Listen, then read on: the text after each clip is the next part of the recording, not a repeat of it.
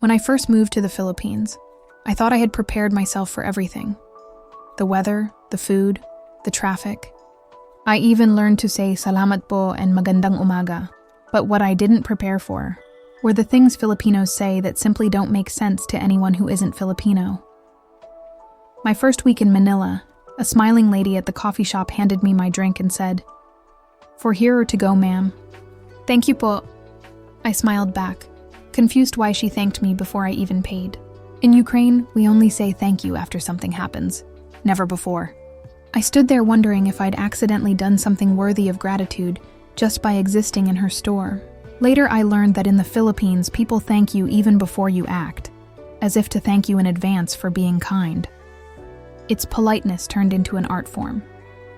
Then came the first time someone called me 8. I was in a grocery line, and a teenager behind me asked, "8, may tissue ka?" I froze. 8 means older sister in Tagalog. But in Ukraine, if someone you've never met suddenly calls you sister, you think maybe you joined a cult. But here it's affection, a sign of respect. Even strangers can be family. I laughed so hard afterward because it felt so sweet and confusing at the same time. But the true language confusion began when I heard the word kain. Filipinos love to eat. It's practically their national sport. One morning, I walked outside and a neighbor smiled and said, "Kain tayo." I had just brushed my teeth. I didn't even have pants on yet. I said, No, I'm okay." She insisted, "Kain tayo." And when I politely refused, she looked heartbroken, as if I'd rejected her love. Later, I found out that when a Filipino says, "Kain tayo," they don't always expect you to eat. It's just a gesture of sharing. It's like saying, "I'm eating, and I wish you could join me." The first time I truly understood Filipino warmth was through these small expressions. Words here aren't just communication, they're emotion. When Filipinos talk, they hug you with language.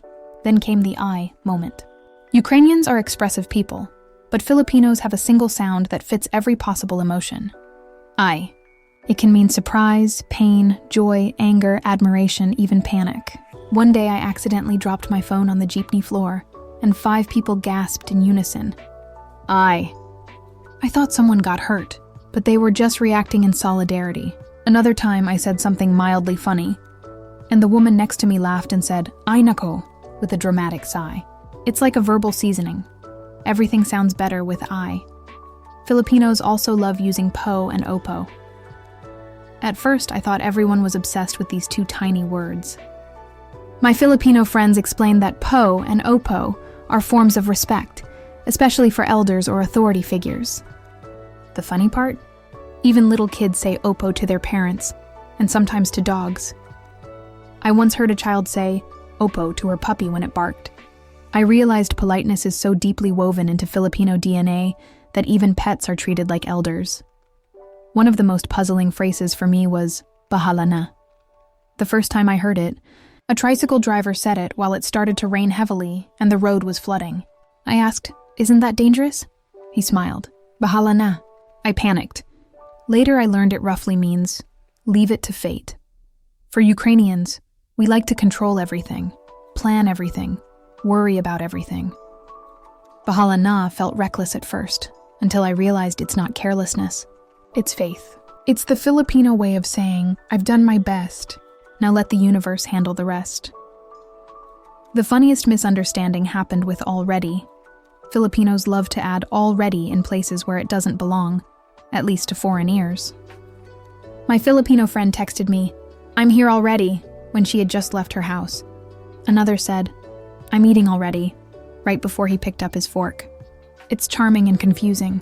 For a Ukrainian brain trained on strict grammar, it felt like time travel, but it's part of Filipino English, lively, expressive, and endearingly unpredictable.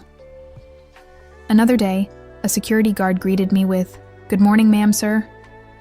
I looked around thinking maybe there was a man behind me, but it turns out, "Ma'am, sir," is the most efficient way to address anyone when you're not sure of their gender.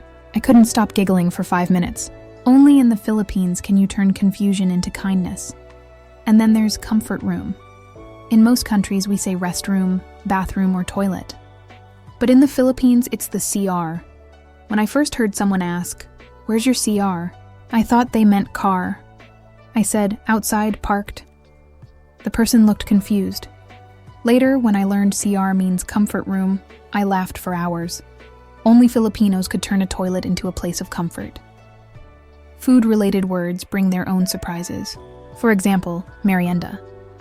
Back in Ukraine, we eat 3 meals: breakfast, lunch, dinner. But here, there's this magical 4th meal, merienda. Sometimes it's before lunch, sometimes after. Sometimes it's both. It can be noodles, rice, cake, coffee, or all of them at once. I once asked my friend, "When is merienda?"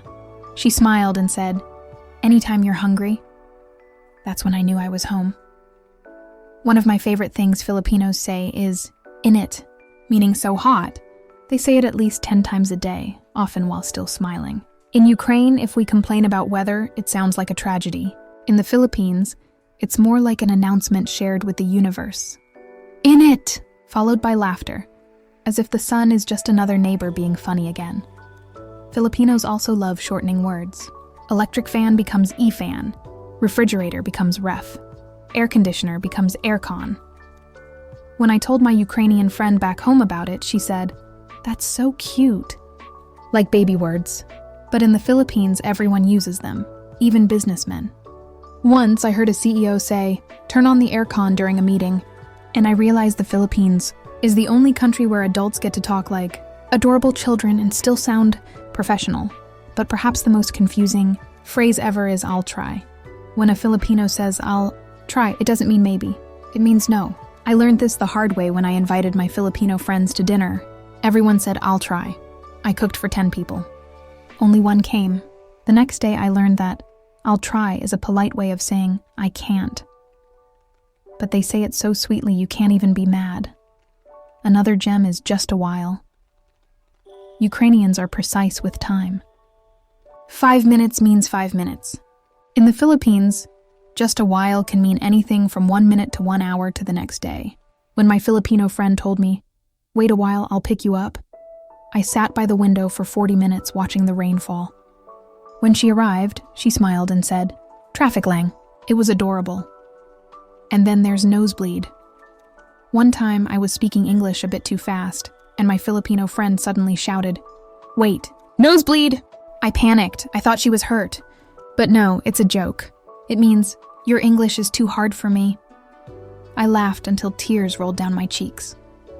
Only Filipinos could turn an imaginary medical emergency into a compliment. But perhaps the most heartwarming expression of all is ingat.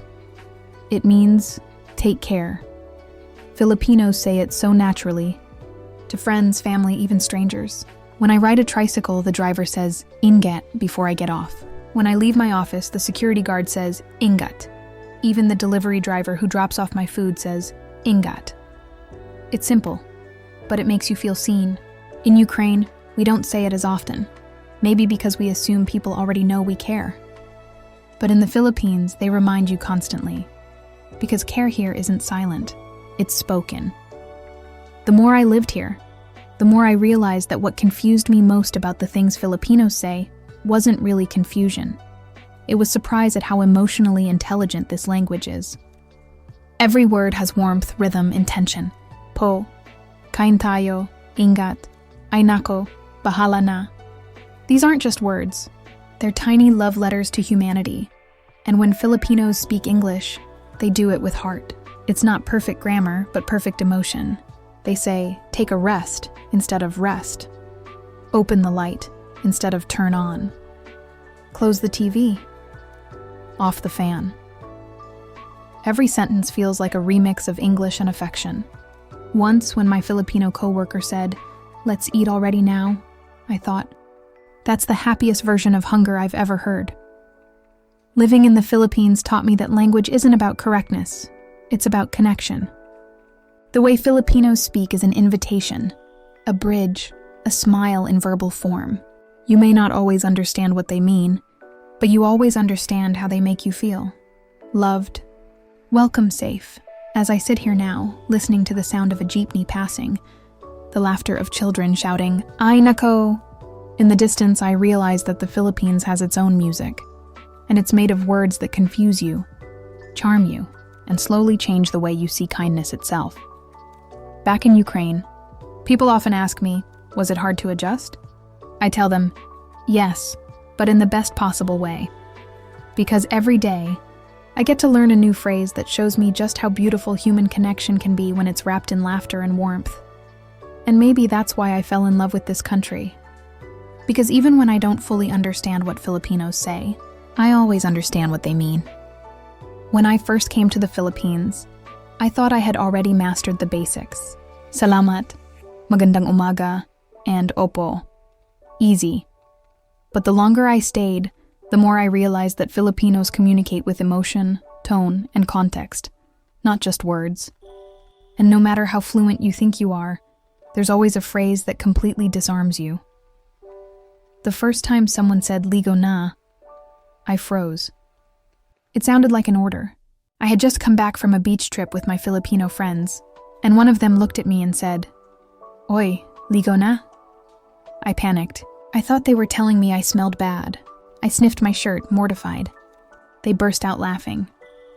Later, they explained, ligo na doesn't mean you stink. It just means go take a bath in the most casual, caring way possible, like saying you should freshen up. It's not an insult. It's an act of affection. And suddenly, I understood something bigger about Filipino culture. Here, even personal hygiene is a communal concern. When someone tells you ligo na, it's not judgment, it's love disguised as teasing. Then came, sige na. Oh, that one. The phrase that sounds simple but could mean 1,000 different things. When my Filipino friend wanted me to try balut for the first time, I hesitated. She smiled, leaned closer, and said softly, sige na. That sige na felt like a mix of encouragement, persuasion, and emotional blackmail wrapped in kindness. It was like her eyes were saying, come on, do it for me. I gave in, cracked open the egg, and faced my destiny. But I learned that sige na can also mean fine, whatever. Okay, go ahead, please, or I'm too tired to argue. It's an emotional Swiss Army knife. When my landlady texted me, sige na, pay next week na lang, I realized it could also be a gentle act of understanding. There's this unspoken warmth in the way Filipinos say things. They don't always mean what the words mean. They mean what the heart feels. And then there's pasalubong. This one took me a while to fully appreciate. When I went on a short trip to Siargao, my friend messaged me before I even left. Don't forget my pasalubong. I thought it was a joke. I asked, you mean a gift? She said, yes, just something small. At first it felt strange. In Ukraine, when we travel, we don't always bring gifts for everyone. But in the Philippines, pasalubong is sacred. It's not about the price, it's about the thought. Even a pack of dried mangoes means, I remembered you. When I came back and gave my friends small keychains and snacks, their faces lit up. I had never seen such joy over something so simple. And that's when I understood. Pasalubong isn't materialism. It's a ritual of love. It's how Filipinos stretch connection across distance. The next phrase that truly puzzled me was utang na loob. I asked my Filipino friend, is it like a debt? She laughed. Yes, but no. I didn't understand until months later, when my neighbor Ate Joy helped me when I was sick. She cooked soup, checked on me daily, and refused to accept payment. When I thanked her, she just said, walang anuman. But inside me, I felt a sense of deep obligation, almost guilt. That's when I realized utang na loob isn't about money. It's about gratitude so profound, you carry it in your soul. It's a debt of kindness that can never be repaid with words or cash, only with another act of kindness. It binds people together in invisible threads of goodwill. In Ukraine, we have gratitude, of course, but utang na loob feels like something more eternal, more emotional. It's love made permanent. Then there's haya. At first, I thought it simply meant shame or embarrassment. But after living in Manila for months, I realized haya shapes everything here. It's the invisible hand guiding how people speak, act, and even smile. I once saw a jeepney driver accidentally drop coins from a passenger's change. Instead of making a scene, he quietly apologized and bowed his head a little. I could see the hiya in his eyes, humility wrapped in pride. And it's not weakness, it's grace. Filipinos don't raise their voices easily, not because they're afraid, but because they care deeply about preserving harmony. But sometimes, haya confused me. When I complimented my friend's cooking, she waved her hands and said, "Ay, hindi, pangit pa yan." I thought she was serious, so I tried to reassure her. Later, I learned that modesty is just part of the culture. When Filipinos say pangit pa yan or wala yan, it doesn't mean they lack confidence.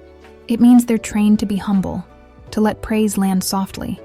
And yet, there's another side of Filipino communication I'll never stop laughing about: the nonverbal language. The eyebrow raise that means yes. The lips that point instead of fingers. The tisk sound that means no. The way someone says I, and it can mean surprise, fear, laughter, or pain depending on tone. I was once in a sari store trying to buy something, and the vendor raised her eyebrows at me.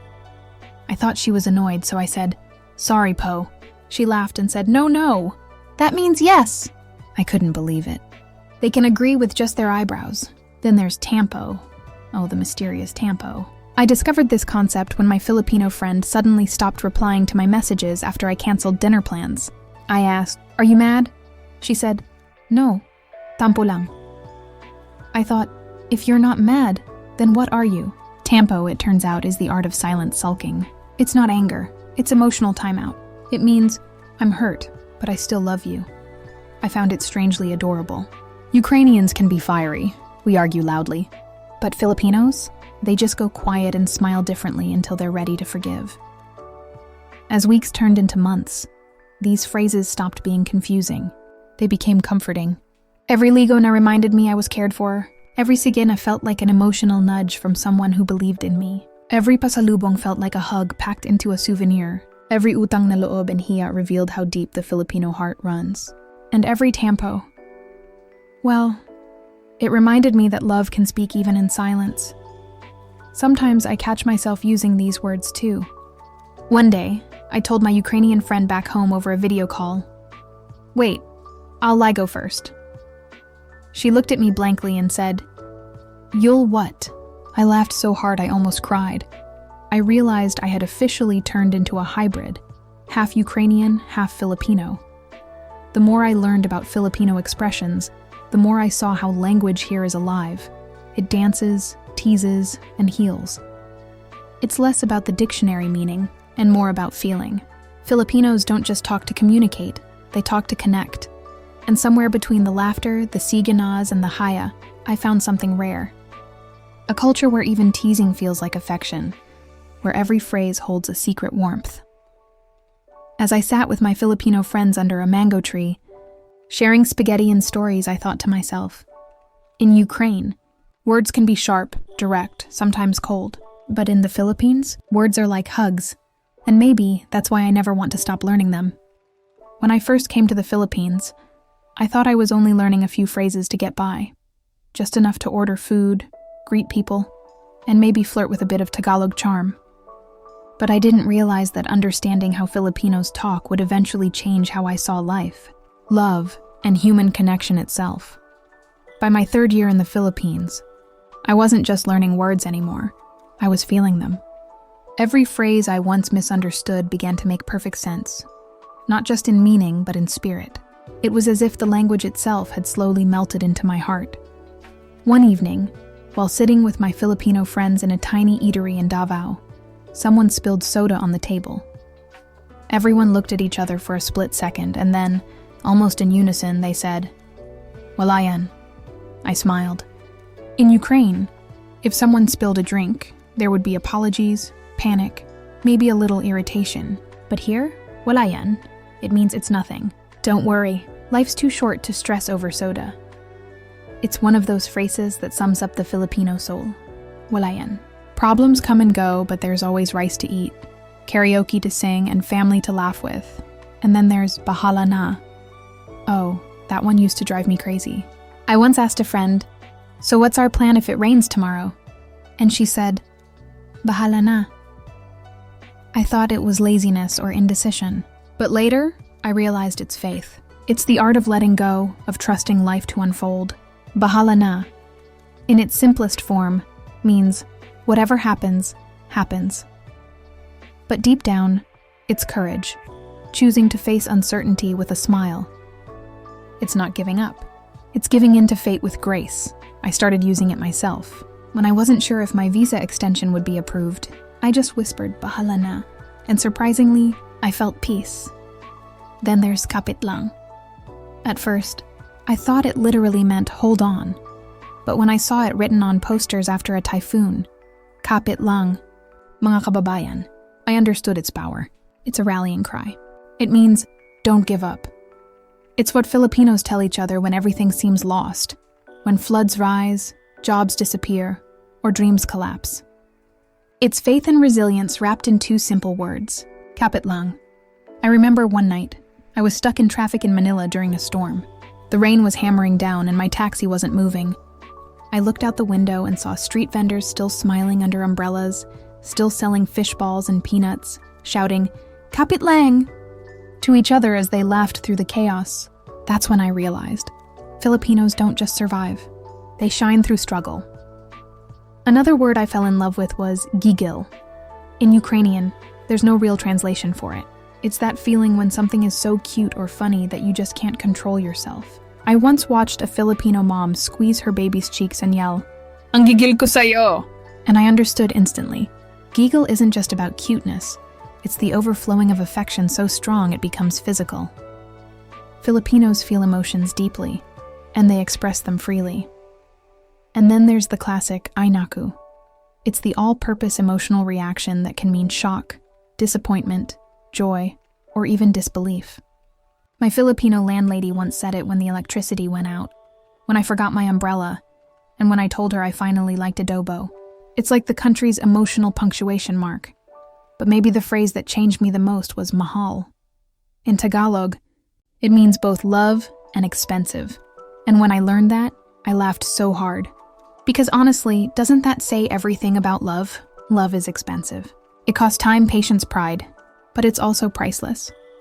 Filipinos use Mahal for everything they cherish. Family, food, home, God. You hear it everywhere. Mahal kita. Mahal na mahal kita. And even, ang mahal naman nito. When something costs too much, I started saying it too, shyly at first. When my friend helped me during my hardest week in Manila, I told her, "Mahal kita, sis." She laughed and said, "Wow, you're one of us now." I realized that for Filipinos, love isn't something you say once in a blue moon. It's something you live. It's in how they share food, how they smile at strangers, how they care even for people they barely know. Over time, the language began to shape me in ways I didn't expect. I stopped rushing. I stopped being so serious all the time. I learned to say wala yan when things went wrong, bahala na when life felt uncertain, kapit lang when I was homesick, and sige na when I needed courage. These weren't just phrases anymore. They became my survival kit. Once, during Christmas, I joined my Filipino neighbors for Noche Buena. There was laughter, spaghetti, and karaoke that didn't end until sunrise. Someone stood up and said, "Minsan lang tayo mabuhay, kaya enjoy lang. We only live once, so just enjoy."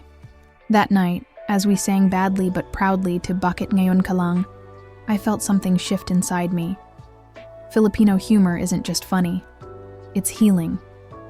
It turns pain into jokes, sadness into memes, heartbreak into hugot lines. When I first heard hugot, I didn't know what it meant. They said it's like pulling emotion from deep inside. And that's exactly what Filipinos do. They turn heartbreak into art. I once saw a jeepney sign that said, "Walang forever." It made me laugh. But later I realized it was both a joke and a truth. Filipinos can laugh even at sadness. And maybe that's their secret to survival. I also learned about pakikisama, the art of getting along. It's how Filipinos keep peace and kindness even when they disagree. It's why people say "okay lang" even when they're not okay. It's not fakeness, it's respect. It's knowing that sometimes harmony matters more than being right. And when I asked my friend why Filipinos are always smiling, she said, "Kasi, ano pa bang gagawin natin?" Because really, what else can we do? That line stuck with me. It wasn't resignation. It was acceptance, resilience, humor, all rolled into one. One day, while I was walking along Manila Bay, I overheard a group of kids shouting and playing. They were laughing so hard over something I didn't understand. When I asked what they were saying, one of them looked up and told me, Ate, wala lang, which means nothing. But their joy wasn't nothing. It was everything. Living in the Philippines taught me that words don't just describe life. They shape it. Ligo na taught me care. Sige na taught me persuasion with kindness. Pasalubong taught me thoughtfulness. Utang na loob taught me gratitude. Haya taught me humility. Bahala na taught me faith. Kapit lang taught me courage. Giggle taught me how to express love without words. And Mahal taught me that love exists in every gesture, every laugh, every shared meal. Now when I speak Tagalog, I don't feel like an outsider anymore. The words flow with laughter, warmth, and rhythm. I don't just speak the language, I live it. Sometimes my Ukrainian friends call me and say I sound different now. Softer, warmer, and I tell them the truth. The Philippines changed not just how I talk, but how I feel. When I say Bahala na, I feel calm. When I say sige na, I smile. When I say Mahal kita, I mean it. Because here, words are not just sounds. They're hugs, prayers, and smiles that speak even when there's silence. As I look around at the friends I've made, the phrases I've learned, and the culture I've embraced, I realize maybe the biggest thing Ukrainians don't understand about Filipinos isn't the words themselves. It's how those words breathe love. And in that language of laughter, faith, and endless kindness, I finally found home.